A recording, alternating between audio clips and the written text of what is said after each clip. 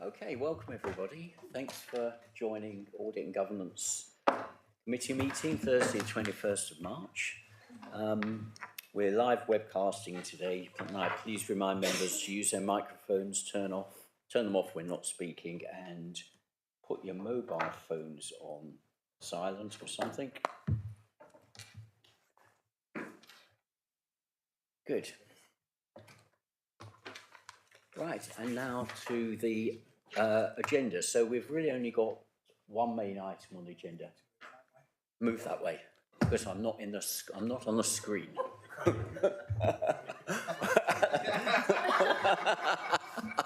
Don't you want your bits on? Yeah. Can I move this as well? Yeah. You don't want to be me today, no? Thank you. Right, to the agenda. We've got one main item on the agenda, which is the capital strategy, treasury management and investment strategy. The chair to ask for any apologies. Are there any apologies? We have none, thank you, Chair. Okay, thank you. All right. So let's go to the first item then, the committee to look at the minutes of the meeting of 14th of December 2023. Are there any questions? Yes, Councillor Dennis. I have already spoken to Darryl about this, but on point 35.23, there's a paragraph about the markets, and it's a bit contradictory there. It doesn't sort of contradict itself, but including or removing Kingsbridge and Dartmouth. So. Thank you, Chair, for you. Thanks, Councillor Dennis, for the advance notice. That paragraph is contradictory. Can I therefore suggest the committee defer agreeing these are true and correct record today, the meeting until next week's meeting, and we'll look at that paragraph and make a consequent. Okay, thank you very much. Any other comments on the minutes, just in case there are any other feedback points or questions?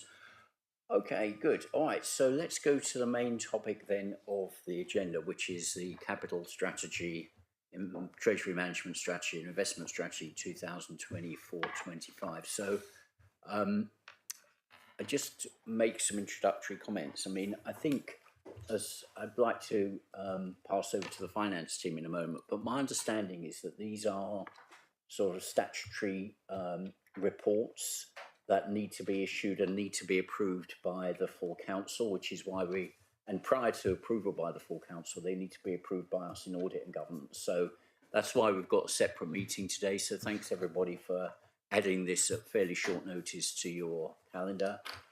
I think the documents have kind of two elements to them. One is an explanation of the process and the method that the council uses in putting together these three strategies, and the second element are the figures and the numbers, both for the past and future years that we might need to take a look at. So maybe I'll pass over to Mrs. Buckle now to give more of an introduction, and then we'll go through them one at a time, if that's okay. Thank you.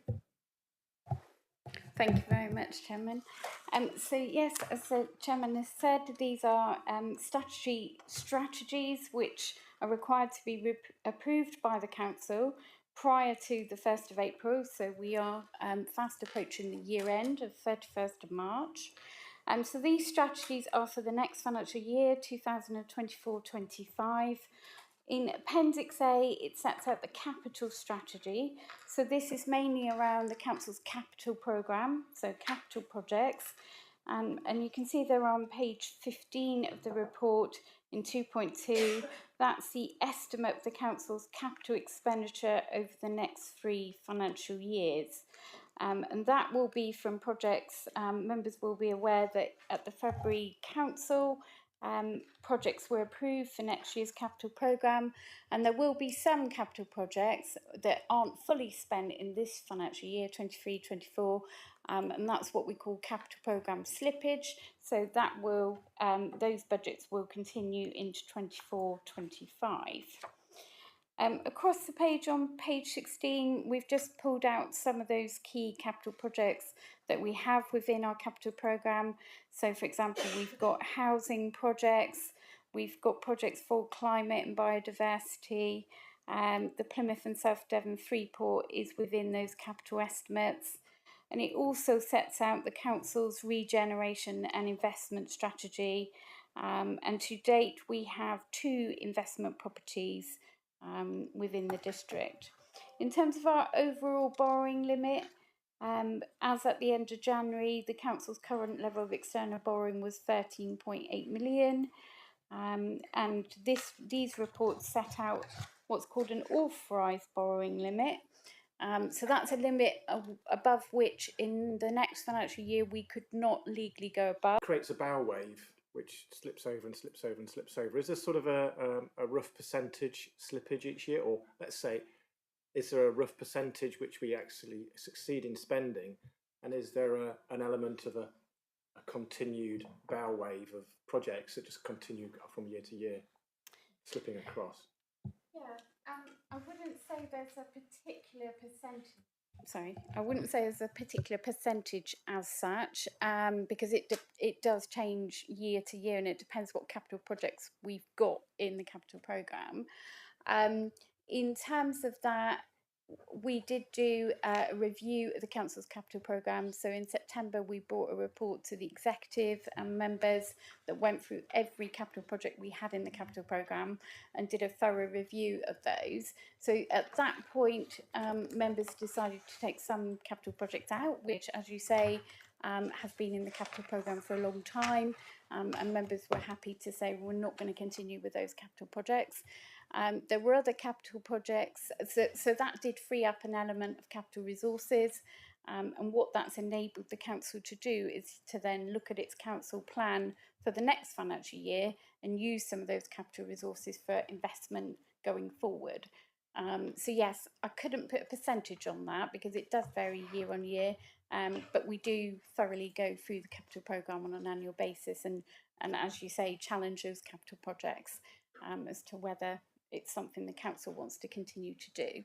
And sometimes there will be reasons why there's a delay in the time frame on those, but we tend to go through those project by project and look at each one individually, because as a district council, you know, our capital programme is small enough, if you like, that we can go through and do that sort of on a line by line, case by case basis.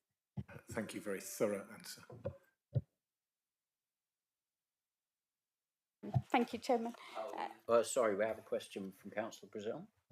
Yes, and it's probably in the report and I've missed it, but Lisa, you say that we've set a limit at 40 million for our borrowing. Have I been imagining it, or did that used to be 60 million, but we've knocked it down to 40 now? No, it used to be 75 million. So Right. we had a piece of work done through Arling Close, who are Treasury Management Advisors, back in 2018, to say what is the maximum amount of money that a council of our size could borrow. So they looked at things like our fixed assets, our investments, our level of reserves, how much income and expenditure we have as a council. So that 75 million hasn't changed. The advice from the Treasury Management advisors was, because we did used to have an authorised limit of 75 million, but because our borrowing is currently under 14 million, our actual level of borrowing at the moment, they said don't have an authorised limit that is so far above your current level of borrowing. So to bring it down to 40 million, but we can change that at any point. So if next month a capital project came along, let's just say it was for 50 million, and we wanted to change that authorised limit, we could just do that in terms of having a full council meeting. But best practice would say that you shouldn't have your authorised limit so far above your current level of borrowing. So because we're below 14 million, that's why at the minute, I mean, members can change that. You can say that today you want to set that at 75 million, but because that's so far above our current level of borrowing, the advice is not to do that. But like I say, it can be changed at any point just through a full council meeting. So that's sort of a technical thing rather than the Yes, fact it's a technical that thing. the cost yeah. of borrowing has gone up. Yeah, no, it's not to do with the cost of borrowing or Okay. anything. Yeah, and when we had a briefing on these strategies, That piece of work we could always get redone if we wanted to because that work was done in 2018, so we could ask Treasury Management Advisors to redo that piece of work. But at the moment, I think, as I say, we've got sufficient headroom. I think that we probably don't need to have that work redone. But again, that's a choice for members. Yes, thank you. Sorry, Mr. Buckle. There's another question from Councillor at the back. Thank you, Chair. I hear that you're saying that the advice was that there shouldn't be a big gap between current borrowing and authorised borrowing, but also that we can change the authorised borrowing essentially at the stroke of a pen. So, I mean, what's the advantage of bringing it closer to current level, the authorised borrowing, closer to the current level of borrowing? So the advice from Link Services was that you shouldn't have such a big gap in your authorised limit in comparison to your actual level of borrowing. So if we'd have set our authorised limit at 75 million, but our actual level of borrowing currently is below 14 million, you've got a 60 million pound gap there. And their advice was that's too much.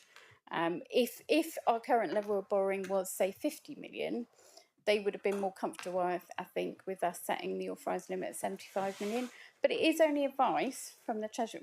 We don't have, it's up to members. We don't have to take that advice.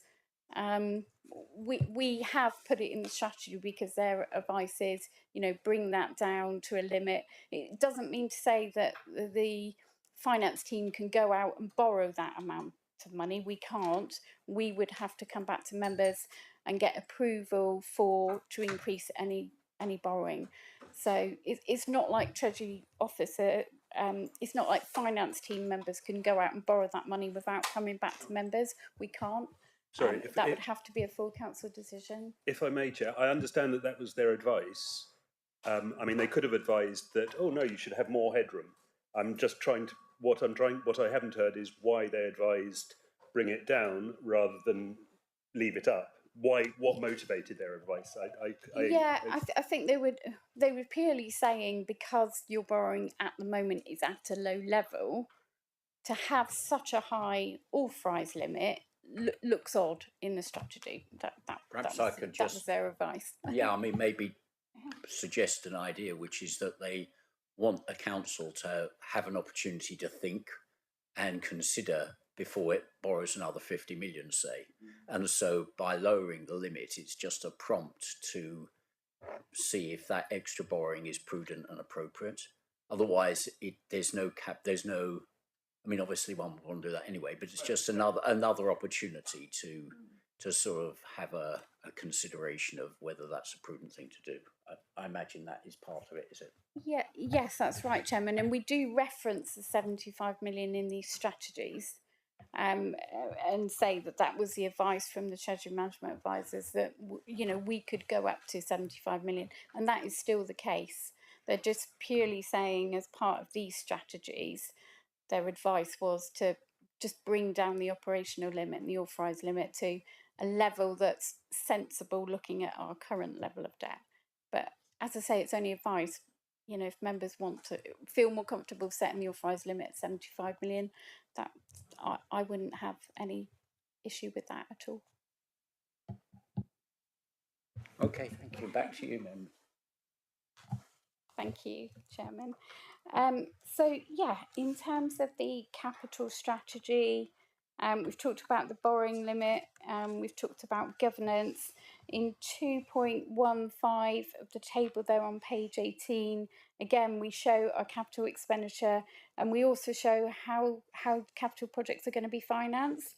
So you can see we're projecting 7.5 million of capital expenditure for 24-25, and a large part of that would be externally funded, so coming from government capital grants, new homes bonus or section 106 funding, and the council would only actually be using 1.9 million of its own resources. And then the net financing need for the year, that is saying how much of that capital programme would we need to borrow for. And you can see going forward into 25-26 and 26-27, we've got a net financing need there of 2.5 million and 1.5 million. That's predominantly for the Freeport. That's projecting forward and saying in 25-26 we would be borrowing or projecting to borrow. So that's what those figures are. In 2.16, we've then got the MRP. So that's how much of capital repayment of debt we are projecting to make. So for next year, 24-25, we're saying that we will repay the capital element of our debt by 606,000 and 609,000 in the financial year after that. We've also got capital receipts, which we are expecting from the sale of houses at St Anne's Chapel, and those total 1.4 million. So that's shown in the table on 2.16 as well. And then on page 19, we've got our projected borrowing strategy for the next 3 years. That shows the current level of debt. So at the end of this financial year, 31st of March 24, we're expecting our debt to be 13.825 million. And at the end of the next financial year, March 25, because we're paying down the principal element of the debt, we're expecting our debt levels to be lower at 13.3. Because at the moment we haven't got any borrowing in the next financial year. And then in the year after that, 25-26, that's when we're anticipating taking out the borrowing for the Freeport. So you can see the borrowing level going up to 16.9 million. And the capital financing requirement is shown below that. And what the capital, we call it the CFR, but basically what that is it tells you how much borrowing the council needs for its capital programme. And that will be always higher than the actual debt level. And you can see there that there is. And the difference between those two figures will be your level of internal borrowing. And then going forward into risk management and due diligence, that really just sets out all of the due diligence checks that we do if we have an investment proposal. So those are the sorts of things that we did prior to the report to the executive a couple of weeks ago, where there was an investment proposal. I think, Chairman, that's the capital strategy. Happy to take any questions on that, maybe. There is one more I wanted to point out, and that's on page 26. And that's a prudential indicator that measures our financing costs as a proportion of net revenue stream. And you can see there are financing costs on page 26 are actually negative. So that means we're getting more treasury management income in than we are paying out interest and MRP costs on our borrowing. So that's a really good position to be in. So it means we've got a net income stream from investment income. For many councils, that figure would be positive, but ours is actually negative. So it's a net income for us of 4.9%. And going forward, we are required to set out in the strategy things like knowledge and skills. So when we bring investment proposals forward to members, we have to set out what are our due diligence processes, but also who do we use as external advisors. And on page 29 there, we've set out treasury management advice from Link Services, property agents, that's Savills, and we also use external solicitors who are Womble, Bond, Dickinson. So that's a requirement that the council sets out any external advisors that it uses in its investment decisions. Happy to take any questions on the capital strategy, Chair, before moving on to the other. Yes, thank you very much, Ms Buckle. Let's take questions. Councillor Dennis, I think, was first. Thank you. I'm just looking at the governance point, so 2.14, where you talk about the priorities, and I just wonder, I guess in my mind it says priority 1 categories include meeting strategic priorities and statutory obligations. Just wondering if there's any scope in having more than 2 priorities, you know, where priority 1 would become the statutory obligations, health and safety, etc., capital works required to ensure the existing council property assets remain open, and then a capital 2 priority 2, which is the, you know, the strategic priorities. Just wondered why are we limited to 2 priorities, or is there a priority put on the statutory obligations? Thank you. Sorry. So it's page 19 of the Page 19. So 17 probably 2.14. Thank you. Governance. It's just I just wanted to understand. Yeah, so when we analysed capital bids for the next financial year, there were priorities that we analysed those against. So there will be capital projects that are a health and safety issue. For example, repairs to walls or repairs to some of our public toilets or some of the council's assets. And we felt that because quite often some of those repairs could be urgent, like if it's to do with coastal erosion, that's why we put it in what's called a priority 1 category. In terms of priorities 2, that was around where it's just regular, routine, good asset management. So that may be sort of putting some new sinks in some of the public conveniences or doing some repairs to the roof. We did have another category where we looked at where a capital project met some objectives in the council's council plan. So if it was a project around, say, climate change in terms of buying woodland, or if it was a project that was government funded, like we've got the homes upgrade grants that meets our housing theme, we did rank it in terms of meeting the council plan as well. So we did have some extra priorities as well as just those 2 that were listed there. And we looked at revenue implications for capital projects as well, because some capital projects will give us an income stream, and other capital projects don't. So we kind of rank them according to that as well.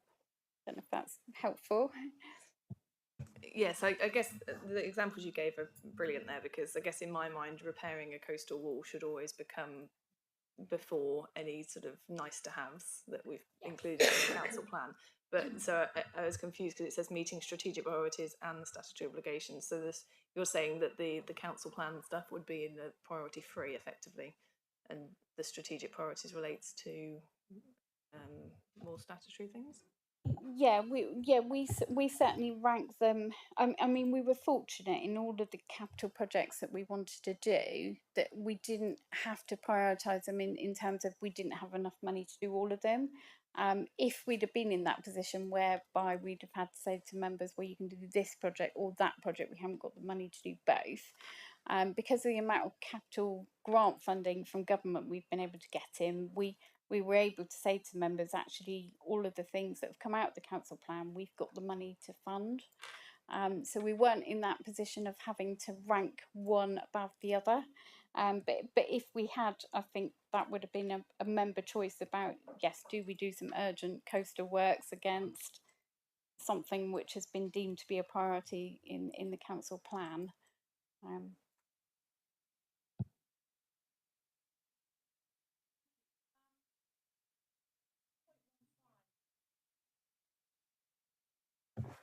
Apologies. So page 18, 2.15. The external sources of grants dip after 24-25, which is expected. But are we assuming that? I think my question is, what percent of the grants that we get in we have to apply for, and what percent do we know are drifting in? How much of a percent is an assumption that we're going to get grants? If you see what I mean. Yeah, thank you for that question.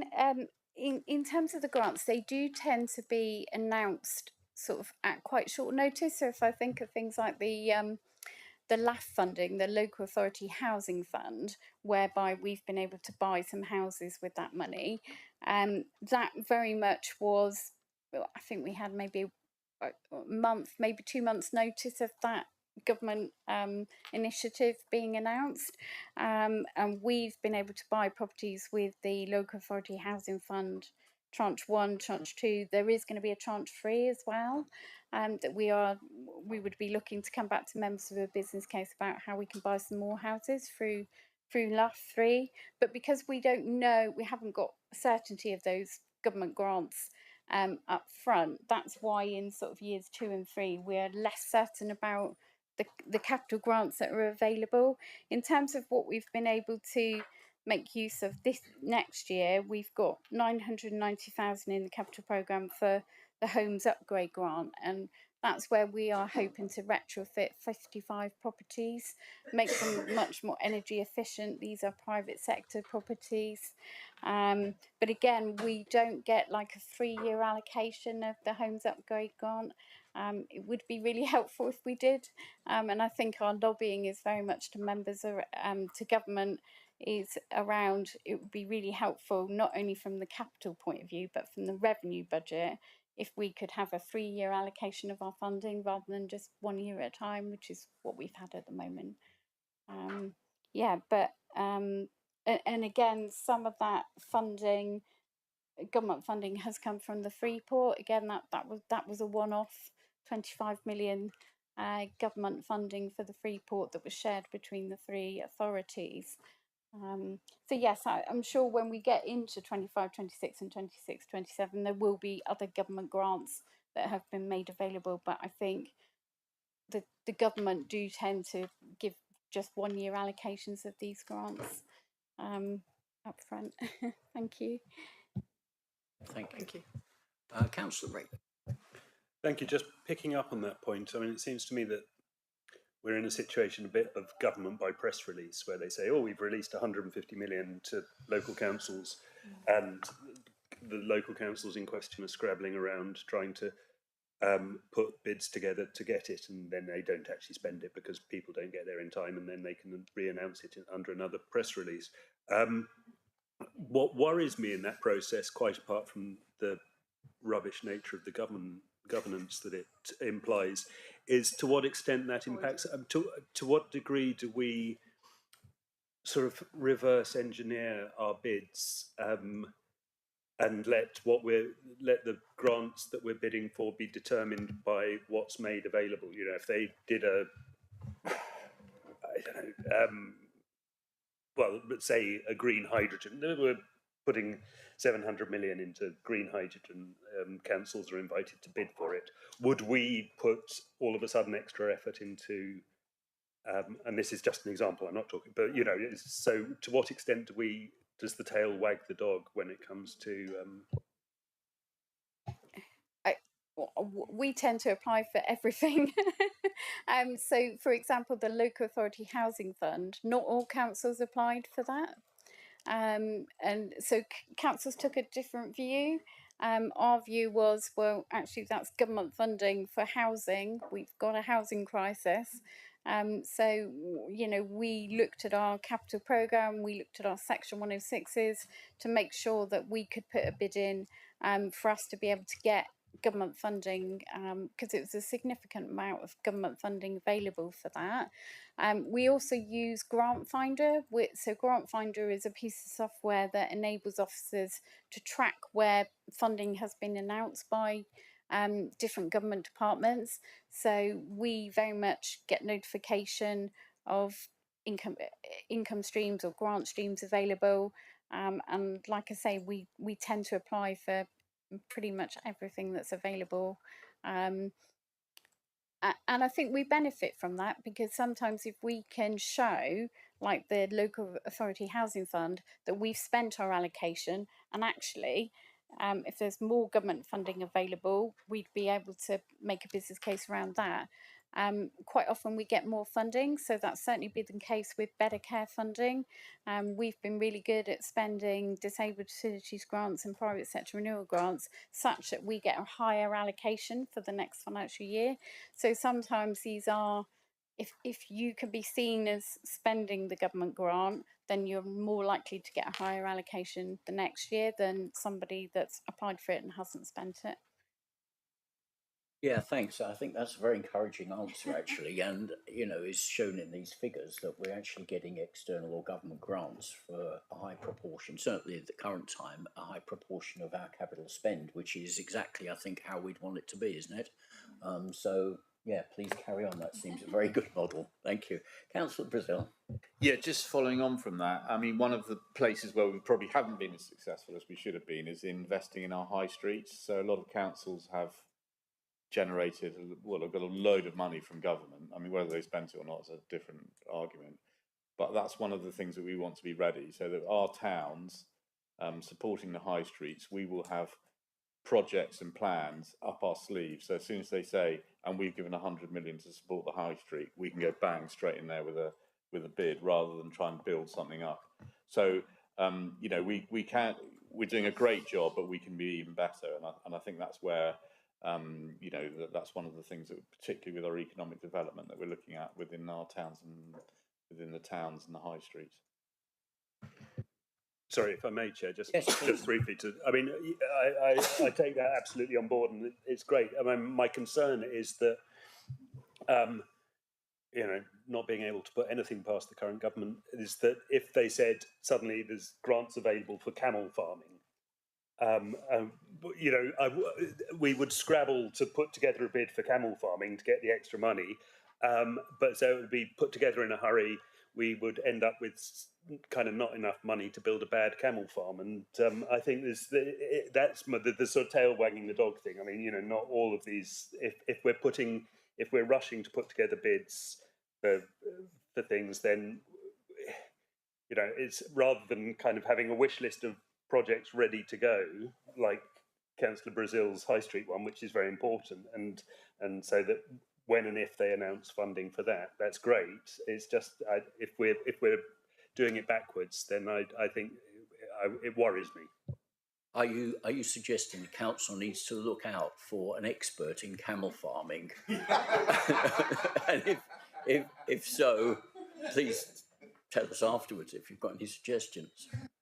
I will do that. No, I'm suggesting that we should, although it's nice to get grant funding, and I think that it's important to have, for us to have a think about, and I know we do, but to concentrate on the projects that we would like to do, have those sort of drafted and ready to go, and then see if they can be shoehorned into, you know, so if we've got an alpaca farming project going, we might be able to shoe that into the camel farming grant. But so if we can get grants that address the stuff we want to do rather than making up stuff we want to do just so we can get the grant.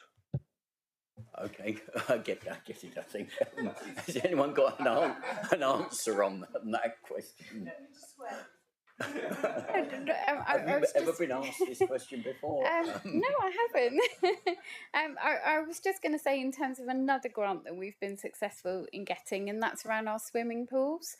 So there is a swimming pool fund, and the council has been successful in attracting 125,000 from that, and that is for the Dartmouth Leisure Centre, and also for Quayside.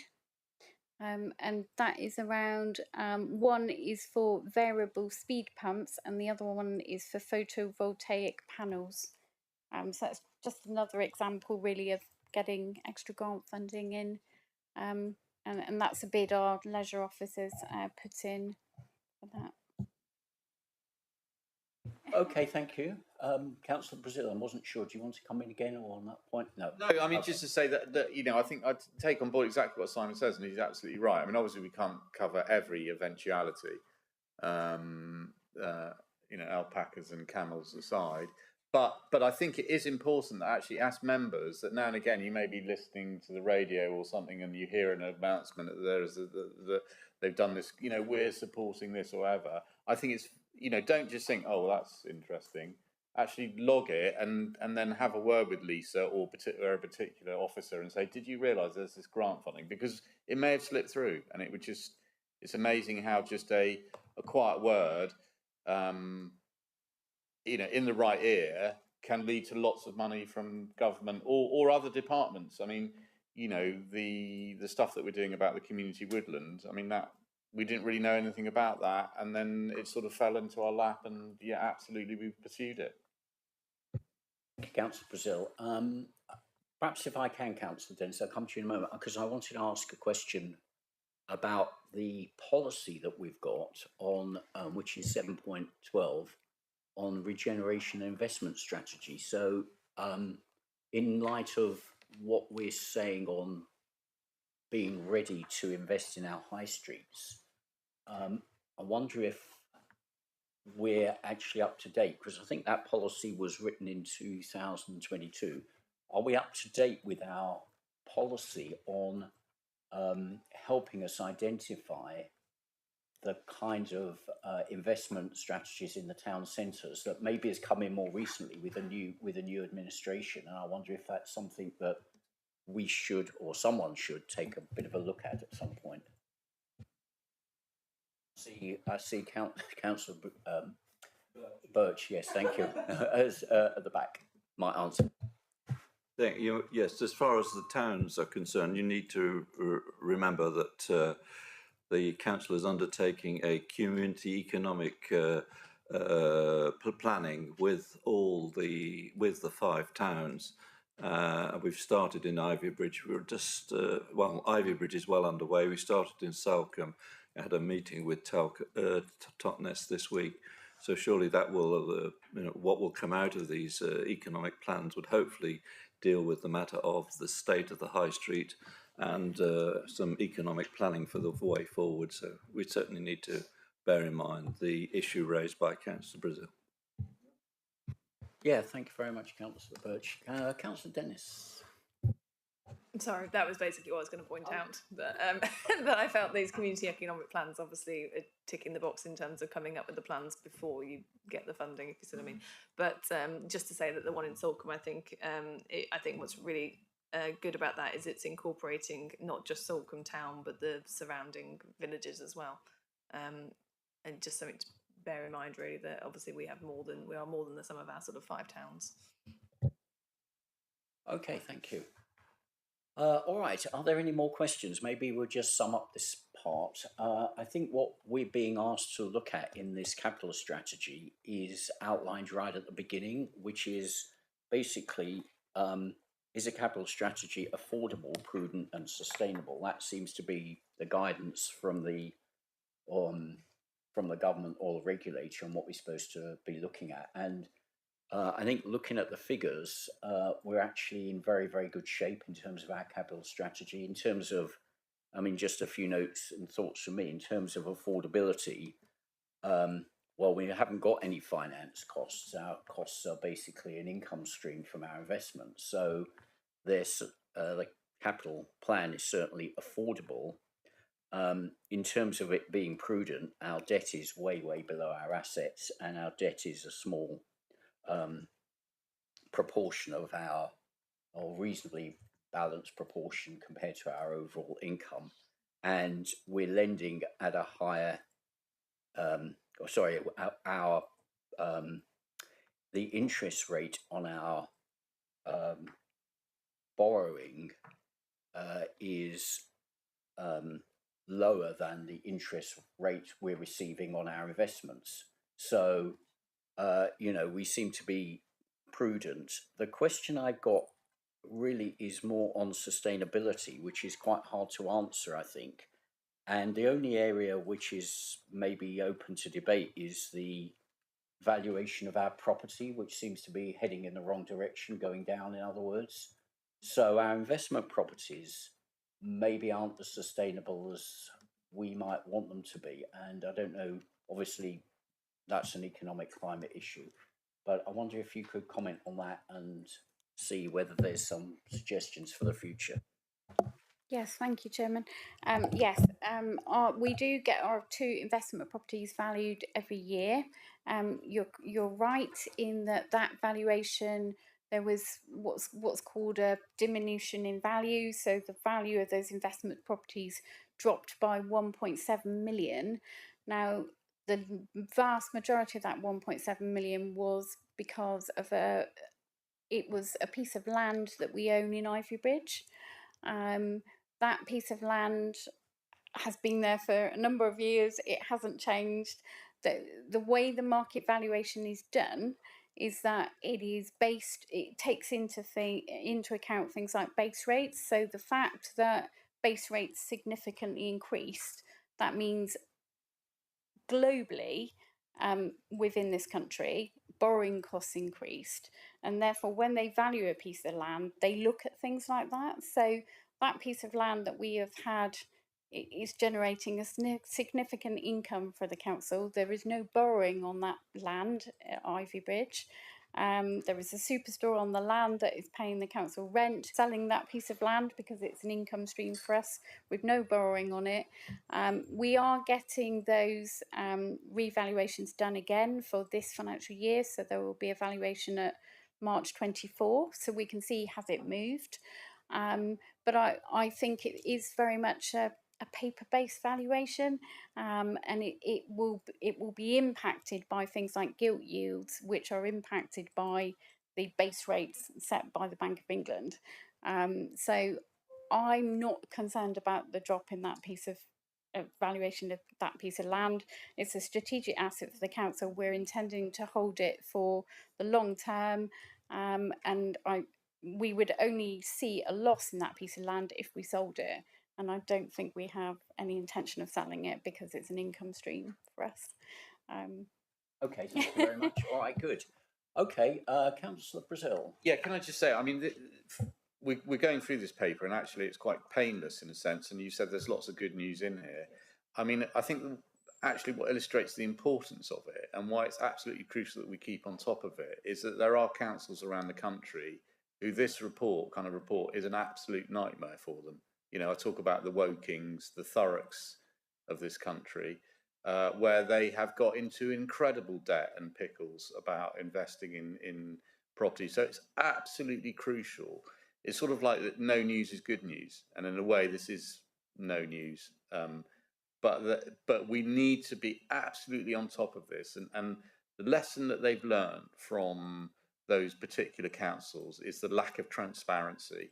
That when those deals are being done and the amounts of money is that particularly elected members have been, well, most elected members have been kept out of that decision-making process and have not understood exactly what the position is. So they've got run up things like, you know, £500 million worth of dodgy buildings that they can't, that are falling in value, and they don't get the revenue from. So, you know, it's great that we've got this report, and you know, no news is good news.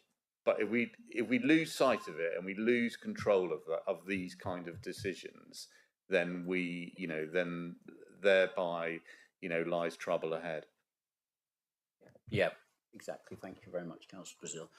Okay, let's Councillor Dennis. So I don't know where to ask this question. So I talked to Lisa about it before the meeting, but I noted in the executive council papers there was a report on the climate change and biodiversity work, and within that there was a section on climate bonds and community and municipal investments, and I just wondered how that fits into what we're talking about today. Thank you, Chair. Yes, so just to explain sort of what climate bonds are, so they are regulated investment projects. Some councils have used them basically to access cost-effective funding. So it's a way of funding decarbonisation projects. So when we spoke to Legal Services about this, what they said is when the council has some large-scale decarbonisation projects that it wishes to do, we could look at climate bonds as a way of funding it. So basically what climate bonds are, they offer local people the opportunity to invest into their area. So it's very similar to crowdfunding, and it's a way of local people making a return from doing so. It does seek to emulate the Public Works Loan Board. So the whole point of climate bonds, not only local people can invest, but they aim to be 0.1% below PWLB rates. So there are some councils that have invested in climate bonds. For example, Eastbourne and Lewis have done it, Islington, Warrington. So there are some councils that have invested in climate bonds. So I know we're doing some feasibility studies for decarbonisation projects when we've got business cases to bring to members about large-scale decarbonisation projects, we could look at climate bonds as a way of financing that. But the advice from the Treasury Management Office advisors are you should weigh that up against borrowing from the Public Works Loan Board. And at a point in time when some councils invested in those, it was a cheaper alternative to PWLB. But I think the Treasury Management advisors are saying they're not sure it would be a cheaper alternative now as time has moved on.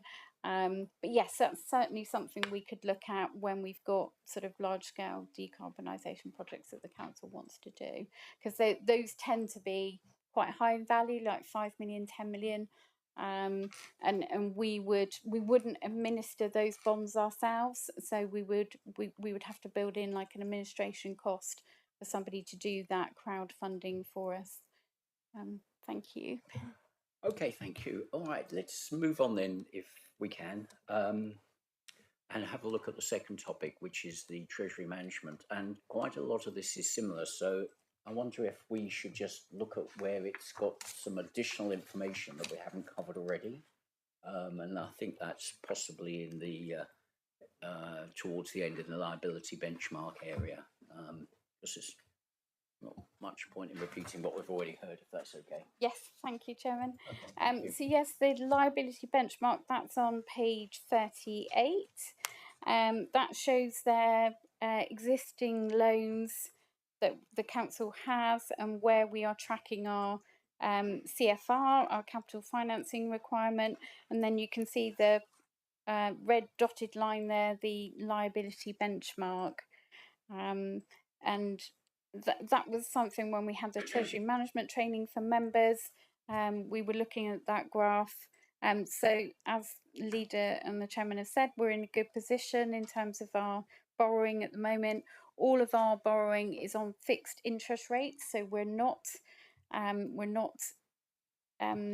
subject to any variation in that interest, exposed to any interest rate variations, because it's all been fixed. So that's a good position to be in. Page 39, that just shows tracking our reserves going forward, our capital receipts and other provisions, and it looks at things like working capital. So at the year end, there will always be a difference between your debtors and your creditors on your balance sheet, and that's the predictions going forward. And then at the bottom of page 39, again, very important, is our minimum revenue provision statement. So what this advises members is how are we going to pay off the borrowing that we have borrowed, and what we always recommend is that we pay that off over the life of the asset. So where we've borrowed money for 50 years, we will pay that borrowing off down over 50 years. Not all councils have done that. So some councils have not been repaying the capital on their borrowing. So that's why this is a very key policy to look at. So what some councils that have invested in property have relied on is they've relied on the fact they've got an asset there that they could sell. So they haven't been paying back that capital over the asset life. That's something that the auditors now build into their annual check. So members can be assured that that has been checked by Grant Thornton as part of the audit of their accounts. And that's something the PSAA have brought in since some councils have got into difficulty with their investment property portfolio. Going across the page onto page 41, current portfolio position. So you can see there at 31st of January 24, we had 22 million in short-term fixed investments. We had 13 million in money market funds, and you can see the interest rate that we were getting there. So 4.98 on our money market funds, 5.1% investment return on short-term fixed investments. And as the chair said, that's a lot higher than what we're paying on our borrowing, where our borrowing is an average interest rate cost of 2.49%. We've got the two properties there at Lee Mill and Dartmouth shown. That's the change in valuation from 18.6 to 16.8. But as I say, we will be getting those values done again at March 2024. I think we've already touched on the operational boundary on page 44, 35 million, and the authorised limit 40 million. So happy to take any questions, Chair, on that. Thank you. Yeah, thank you, Ms. Buckle. Any questions on the Treasury report or any new information that we've seen in that? No. I think I've got one thing which I don't understand too well, which is the table on 3.2.7 on page 42, which is the borrowing, the investment income as a proportion of council's net budget, which I think I do understand that. That's basically trying to say we're not relying on our investment income overly for our overall income. What's the next line mean? The borrowing for non-treasury investment as a proportion of the council's net budget. So yes, why that's a high figure? What does that actually mean, please? So non-treasury investment is the investment in Dartmouth M&S. So we only have one.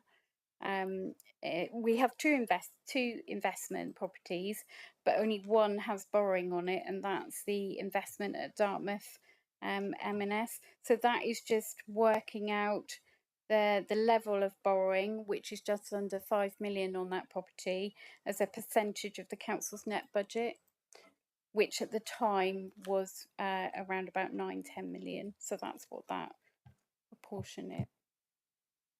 Okay, thank you. Yeah, that's not too far. Oh, that's quite a manageable figure. Yes. Yeah. Okay, that's a very manageable figure. Okay, thank you. I don't have any other questions myself. So unless anybody else does, let's move on to the last part then, shall we? Which is the investment strategy, where there's some different information, I think, in terms of our investment portfolio and our choices and these colour codings, which I think we struggled a bit to understand last time, so perhaps you can help us understand that. Thank you. Yes, thank you, Chairman. I think the key page probably of the investment strategy is probably on page 57, because that shows where, if members approve this strategy, where we would be investing the council's funds. So on page 57, we set out there in the middle of that table, we're asking members if we could invest up to 7.5 million with any one counterparty that is a bank or building society within the UK. So you can see there where it says yellow, purple, blue, orange, red, green. These are the credit ratings that the Treasury team would look at in the morning.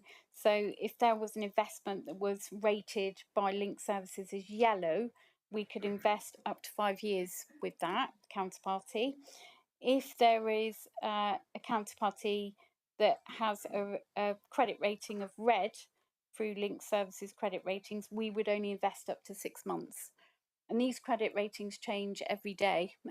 So when we log in the mornings to see what we're going to do with the council's cash balances, we would look at these yellow, purple, blue, orange, red. Like I say, they change daily.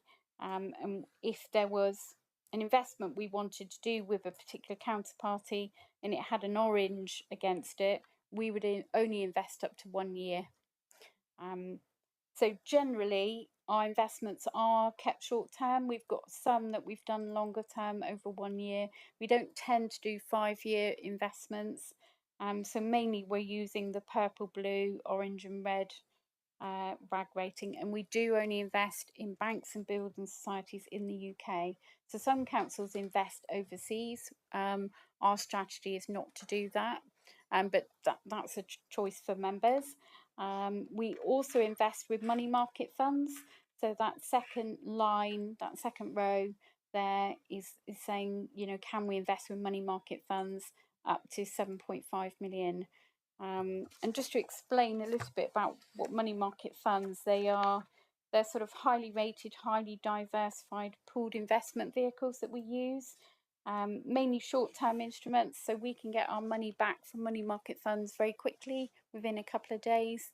And that was very helpful during the pandemic, that we didn't have our investments tied up, because it was in money market funds. We could access our cash very quickly. Thank you, Councillor Yardy. Why do we not invest in non-UK funds? Mainly because there's more risk, and in terms of the level of returns that we get, the level of returns that we're getting from banks and building societies in the UK are sufficiently high that we don't need to. So there are some that would meet our credit rating. So mainly they don't we've set a minimum credit rating of AA minus. So we are saying they've got to be very highly credit rated. Not all councils set AA minus, but our strategy is that the primary thing is that if we invest £1 million, we want to be absolutely sure we get that £1 million back. So we're saying security of that money is absolute paramount. Then how liquid is it? As I said, the money market fund's very, very liquid. You can get your money back within 24 hours.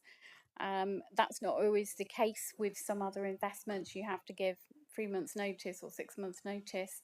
That can tie the council's cash up. So we're saying security first, then liquidity, then yield. But when we benchmarked our investment return against other councils in the Southwest, we were actually in the top quartile. So we were getting 5.47%.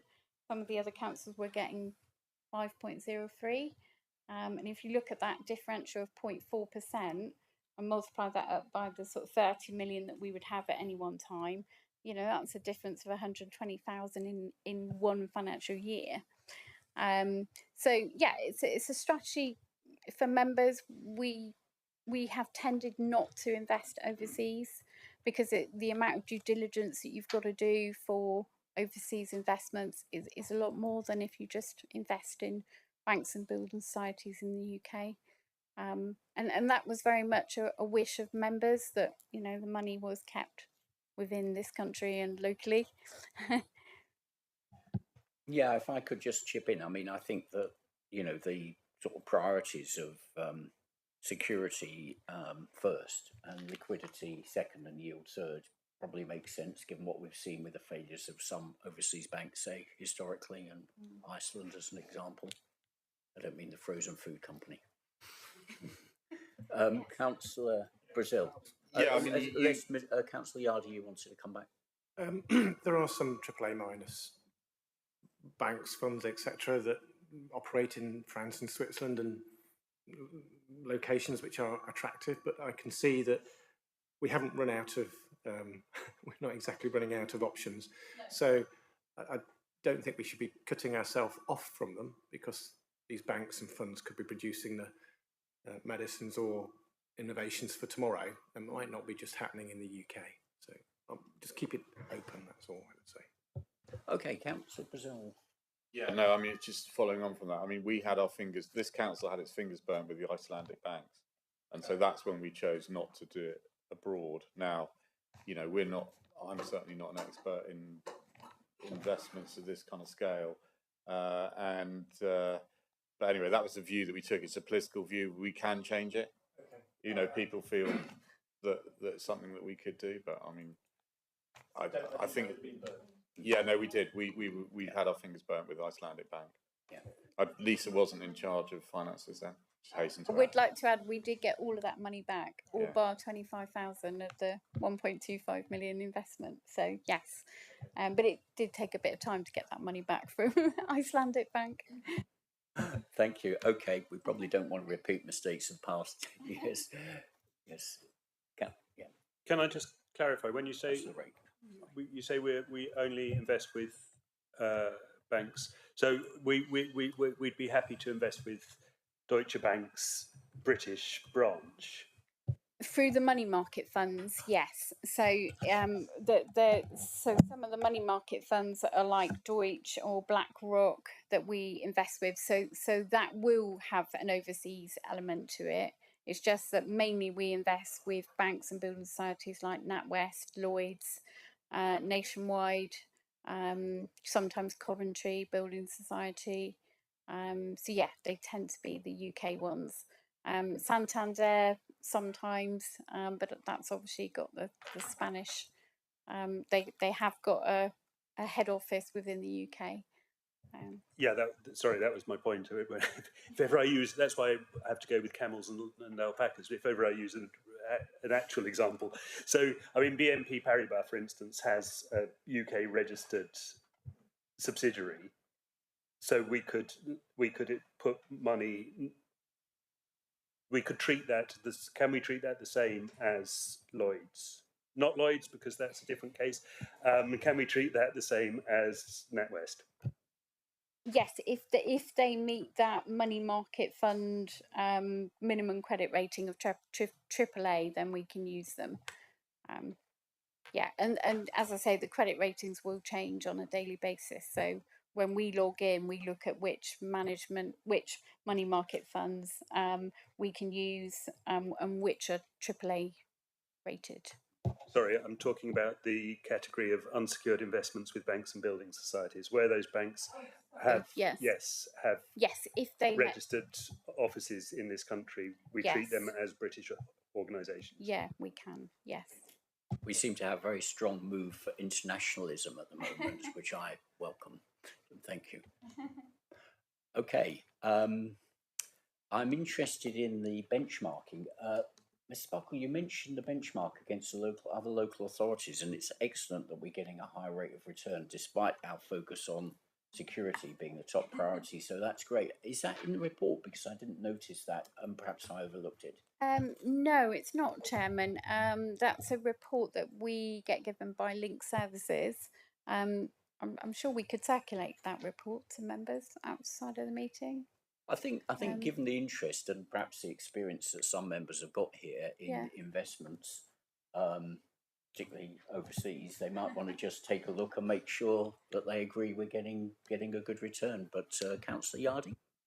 Sorry, a different question. I noticed share capital in corporate body, loan capital in corporate body. What is a corporate body in that context, please? Yeah, so that was where we were looking for a particular housing project where we might have been looking to give a loan to, as I say, a corporate body. I think that was, from memory, like a community trust. And that project hasn't proceeded, but that's why. But we want, in case that project ever sort of became viable again, we've kept that in the limits. Just in case it ever came back on stream. Thank you. Okay, again, there's a lot in this report, but I mean, my feeling is if we're keeping to a high quality of investment profile, and we're getting a high rate of return compared to our peers, then we're doing a very good job. So I do think it would be interesting to see that comparison report, and I think that would perhaps reassure members that we are meeting all our objectives on the investment side. Are there any other questions on this third one? No. Okay, well, then if members are okay, let's move to the motion then, please. And the recommendations are that the Audit and Governance Committee scrutinises and recommends to the Council the approval of the 3 reports and agrees that delegated authority be given to the Section 151 officer in consultation with leader of the Council to make any minor amendments to these strategies if required throughout the 24-25 financial year. I'm happy to propose that. Is there a seconder? Councillor Yardy was first, sorry. Councillor Yardy, sorry. Okay, all those in favour? That is with. Are you voting in favour, Chair? Oh, yes, yes, that's therefore unanimous. Opposed it, yes. Yeah.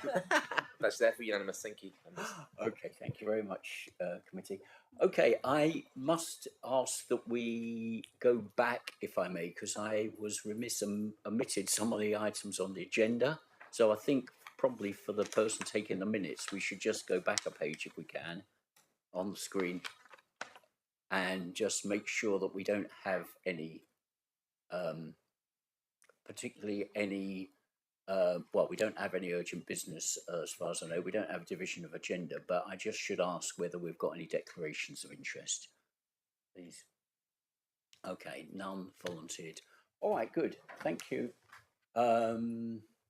So we should close the meeting then, I think, unless there's anything else. Thank you very much, everybody. We will see you all again